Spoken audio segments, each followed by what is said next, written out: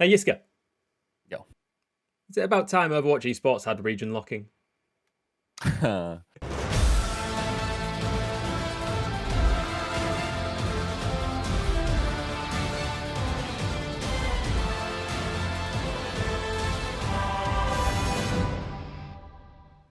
It's an interesting question because the time seems opportune right now, but there's an argument to be made that it wasn't always, and there's some nuance to it, right?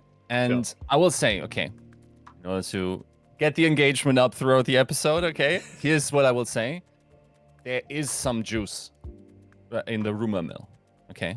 There are things being talked about behind the scenes that is not enough for me to report because we do not know what the next year looks like. We haven't really seen any pitch decks or whatever, like what kind of plans are being suggested. But behind the scenes, folks are talking. Folks are thinking about like that being something that will happen in the future, right? Or might happen, might be a way forward. And whether or not that is on good confidence, I wasn't able to figure that out. Otherwise, I would have reported something like this.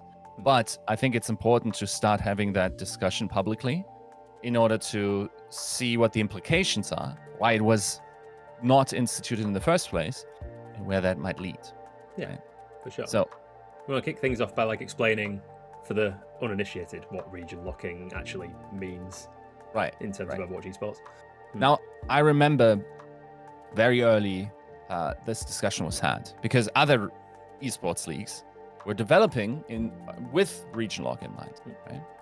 So I remember Monte Cristo, who was a caster for the Overwatch League and had sort of like an advisory role, I would say. Like he was brought on before the Overwatch League, gave a lot of input. I think at the time he's talked about it publicly that he didn't want that. He was like my type of people who wanted to see the best players in the world with as few barriers as possible play against each other, right? Yeah. And once again, idealistically, I agree. I might even agree on a conceptual level if you think about the Overwatch League in the conceived end state that it wanted to be. Okay, this league wanted to be a global league. You know, that like we probably wouldn't have stuck with 20 franchises. We probably would have had, I don't know, at best like 60 franchises or whatever, right? Sure. We would have had local markets to support. We would have had the infrastructure to support the development of talent. It looked like we did that for a while, and it did produce some good results for the local regions in the academy teams. And there, the machinery, right? Like there, you didn't necessarily need to have the barriers put up. It would just organically happen that because the infrastructure is there and the status or like the carrot on the stick for the talented folks in the respective regions is there, because this league is so large and it's the esport. Of course, the best talent is going to come here and play, and therefore the regions would all be very competitive, hopefully as equal as possible, right? And from that conception on, I think that would have been the highest experience that we could have achieved, right? Like no region locks. Everyone gets in whoever they like. We have the resources to also bring on translators that constantly flesh out the stories of these players and bring them closer. And to a degree, we had that in the season 1, right? Like it always felt like it is about players, esports, and it's about player personality. And yes, the language barrier makes it a little bit harder to connect, but eventually personality will shine through. And I would say for a long time, the most beloved players were agnostic of language barriers, right? There's more ways to communicate than language in many ways, right? You can communicate through your play. You can communicate through your actions on stage, the type of moves, like the physical embodiment of joy or whatever you want to do, right? Like all of that could have worked out, but in the end, it's also a criticism that you often see verbalized by people that did not stick around in Overwatch League, which is like, wait, we have this system, but there's no connection between the players and the organizations. How am I supposed to build this connection either with the city that I support or I live in when there's no connection between me and the player at all? Yeah. Right. problem is we started in an asymmetric scenario, right? When Envious went over to Apex Season 1 and won it, they were the first esports team to ever win a championship on Korean soil that was not from Korea. Yeah. Okay, that has never happened before.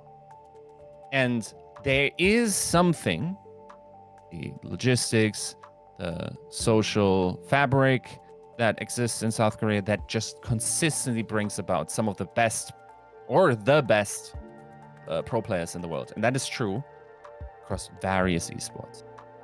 Only one season had less than 50% Koreans, which was Season 1. Okay. So personally, I love this.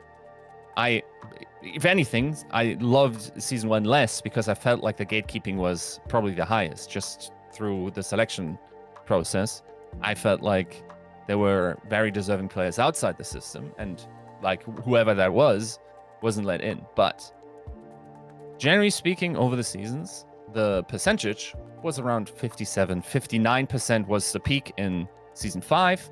And then it also sort of snowballed, because once you have decided that you have, like, let's say you have 3 of the best Korean talent on your team, are you going to fill up with Westerners, or are you going to try to have them speak their native language and have maybe equally deserving or equally skilled players in the other 2 roles be Westerners or Koreans? Well, you probably want to maximize communication in order to be successful, so you probably pick the Korean players here as well. We have something like this in Overwatch, which is the Overwatch World Cup, where this happens.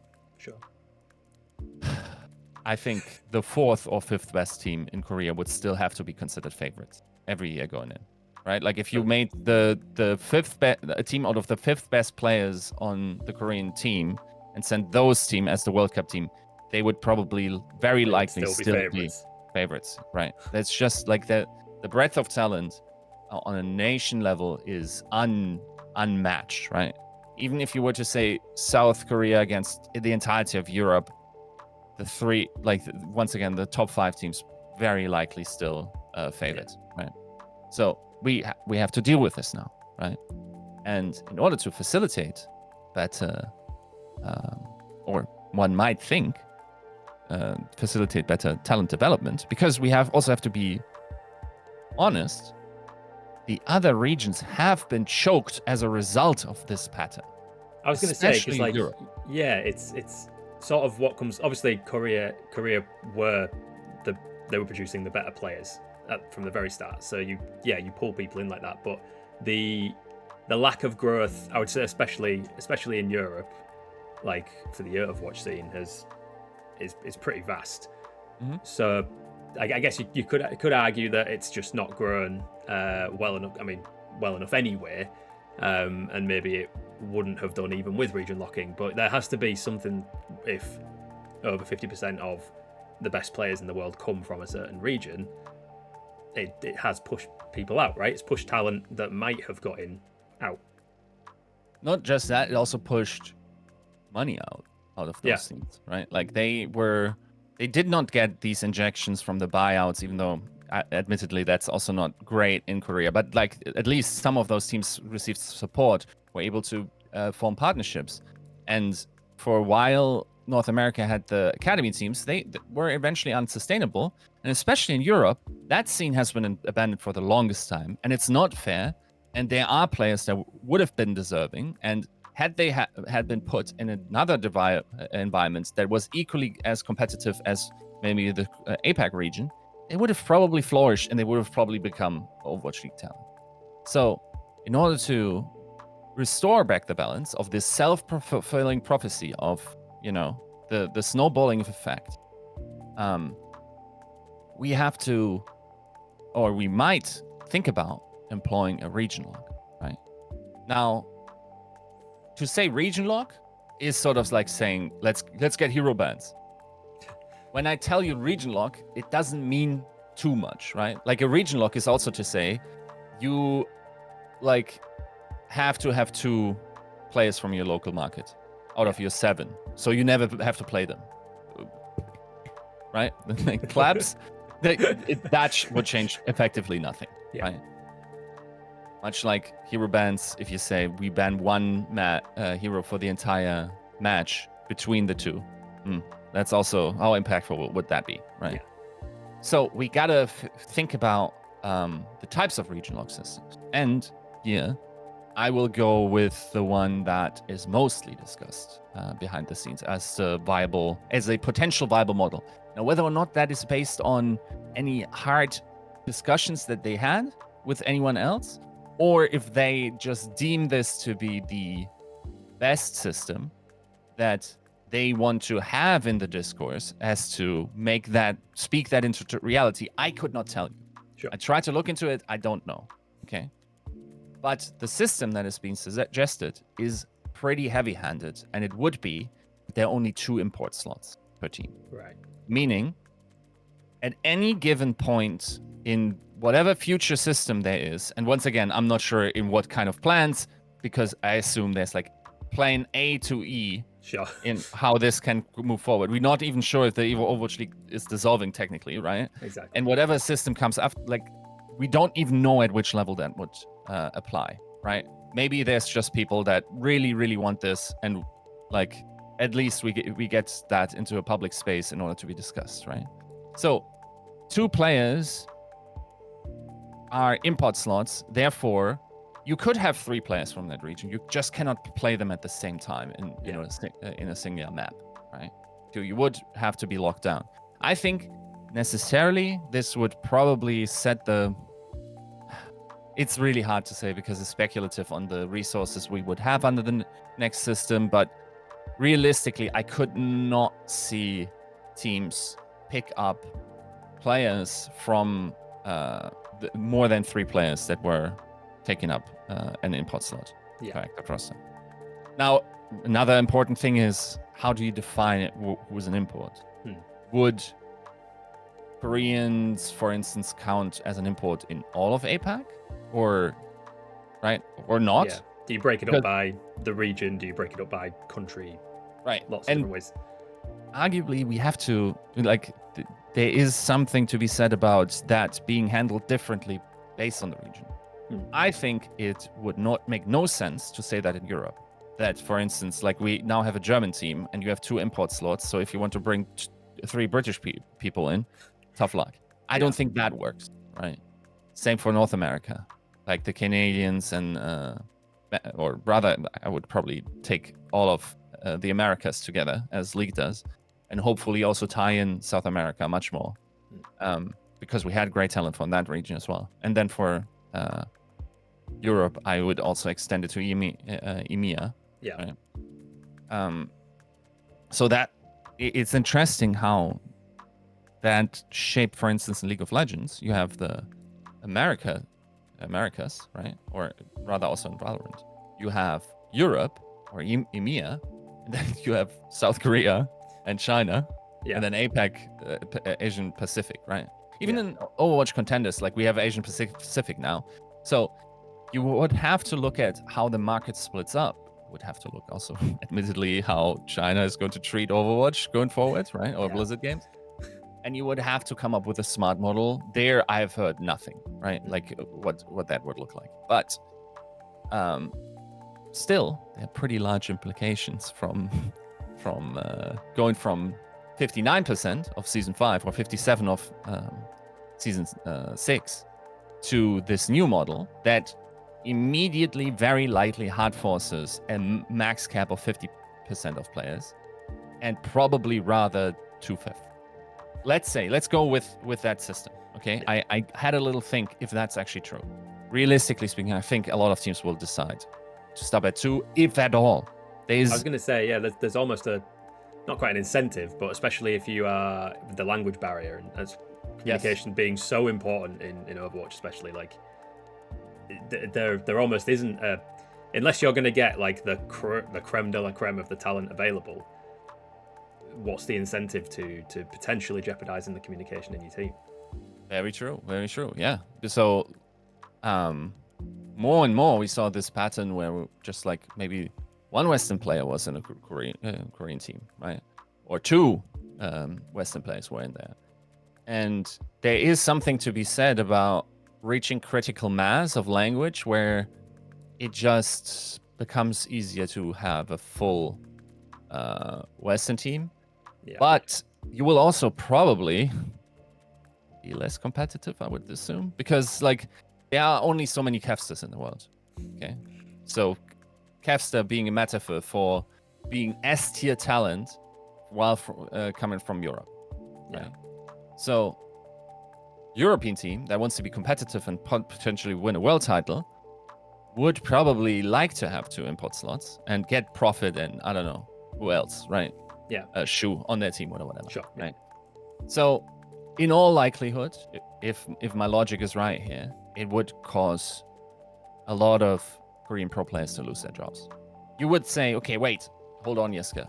That means we stay at the same number of teams. Maybe we're getting more. Potentially true. Like potentially, like all the talents would, like in an ideal scenario, would just expand. There would be much more money. I'm not sure where it's coming from though. Yeah. I'm not sure that is actively feasible. That we're currently swelling of the competitive system in terms of the amount of solvent competitors in this current market to be able to incorporate these players in. Right? Yeah. It's very unlikely. It's much more likely that we have a much more amateur setup for the vast majority of teams. Now, you might say, okay, well, they might just go back to Korea and play in teams there. The Korean scene, by the metrics that I've been told about, especially like viewership, is worse than North America. Right. Would there be an argument that the fact that the scene hasn't been region locked, so a lot of Korea's best players get moved around a lot. If all of South Korea's best players ended up playing in Korea again, does that scene grow more and become more profitable? Interesting argument. I think there would be some growth, but I think what really realistically, like if we can at all bring it back to that point where it was during the Apex era, it's probably more on production shaping up. Once again, catching that vibe. Like I'm not sure. You got to treat yourself to some fan reactions during Apex. They were effectively treated as idols, right? Yeah. In Korea, and it was like a great atmosphere in the stadiums at any given point. So there's so much work to do in order to get up to speed again. For sure. Against a much more competitive market in the esports sector as well, in a much less opportune economic moment for esports. So I don't want to doomsay, but like if we're being realistic, it's sure. They have their work cut out for them. Yeah. Right? So it's not all bad though, because otherwise you wouldn't do it. No. Right? Yeah. So there would be an increase in desirability of Western players, and therefore also an incentive to develop more of that talent, right? Yeah. Now, there's also, if there is esports teams still left that could be enticed to at least have some interest in Overwatch, depending on the system, it would be in Europe. This scene has absolutely, in terms of like the org interest, has been completely neglected for the most part. Like even the European teams were not led by European organizations, endemic European organizations, right? Like there are still a lot of endemic orgs in Europe to bring their fan bases. Yeah. Like how hype would it be to get guys like Karmin Corp or Koi into the Overwatch team? If you could at all entice them, they would just like for the sake of their teams would just support them, right? Yeah. So there is some argument to be made that if the system was to open up, which once again, I'm honestly not soft-leaking. I gotta say this again, we're deeply treading the hypothetical here. Yeah, absolutely. But rest assured, like I'd still get to a final system, and I think that is probably what should have happened, really, realistically, is to start with region lock and end with no region lock. Meaning, you start the Overwatch League with region lock, you make it so that everyone develops in a symmetric way. You build these infrastructures and whatever it is that brings about more talent, and then you let it fly, and then it just like it just has a different quality if there are no artificial barriers to achieve the highest rating or the highest levels of competition, right? I think it's an interesting comparison to the last conversation that we had when we talked about the franchises, in that we discussed the idea that franchise teams, whether it was time for them to go, but one of the big things was how location, as we're going through the kind of esports scene and kind of as technology grows, location doesn't really matter as much anymore. Where you live doesn't really matter about where you can represent and who you can represent, and building communities and teams. And region locking almost kind of goes back against that to a degree, but because the system wasn't in place initially, you almost have to go back to square one if you do want to set it up like that. True. And there's also one part of me who just thinks, like, why are we region locking now? Don't you see that technology is super close to just like having live translators around everyone's neck by a pendant or something? You know, the specific language used in that is really hard to have a cultural feeling for. And that's why I still remain like translators in this scene were the absolute pillars of connecting worlds, right? If anything, would have needed more in order to make no region lock work. Yeah. I think we're underfunded those regions totally. And what is always interesting to see is years after the fact, I will just hear a story about something that is very, very known in another region, but never made it to English, communities, and therefore it's not part of the local knowledge base, right? And that's me who looks into that stuff very often, right?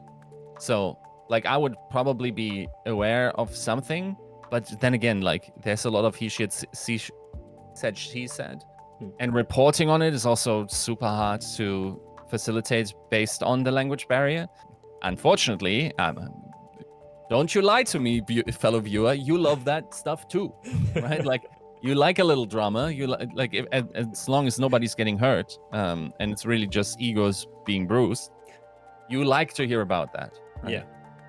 And yeah, that's like that type of stuff never really seemed to materialize too much. But once again, like, this league would have not been possible at all without the help of those translators that absolutely, not only were they incredibly skilled and great at their craft, they also were great at understanding the culture and really translating the moment and the emotion meant by the player. And I think we're super far off from automating that, right? So fair enough, fair play on that.